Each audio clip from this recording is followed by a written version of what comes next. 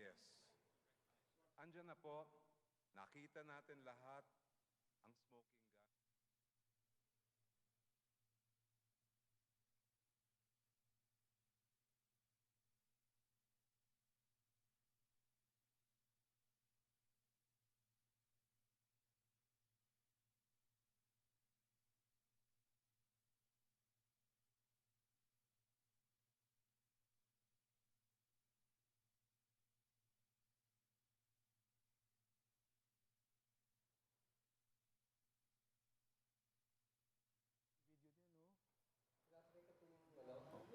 Yung kanina kay Bato.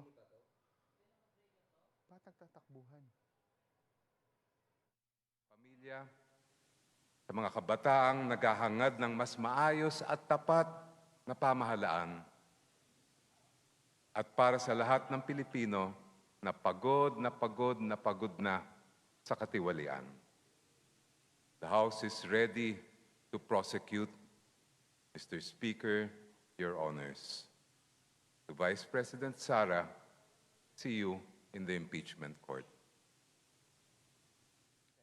Majority Leader.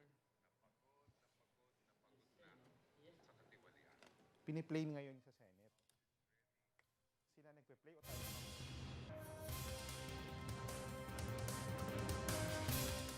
Ang nakikita nyo po ngayon ay ang CCTV video sa Senate building kung saan makikita ang komosyon. Ito yung bahagi na ikinukwento kanina ni Senador Ronald Bato de la Rosa na nagkaroon ng pang-assault sa kanya nang siya ay nagpunta sa Senate building. Ito rin yung naging bahagi ng kanyang mosyon dahil nais niyang ipa-aresto at ipa-inquest ang mga umunoy ng gipit sa kanya pagbalik niya ng Senado. Iginigit niya na hindi siya pwedeng arestuhin bilang isang senador kapag nasa loob ng Senate building. Makikita kanina sa video na nagkakaroon ng takbuhan, komosyon. Hindi pa malinaw kung saang bahagi ito ng gusali, pero malinaw na nagkakaroon ng habulan sa bahaging ng video na ipinakita o ipinapakita ngayon dito sa Senado.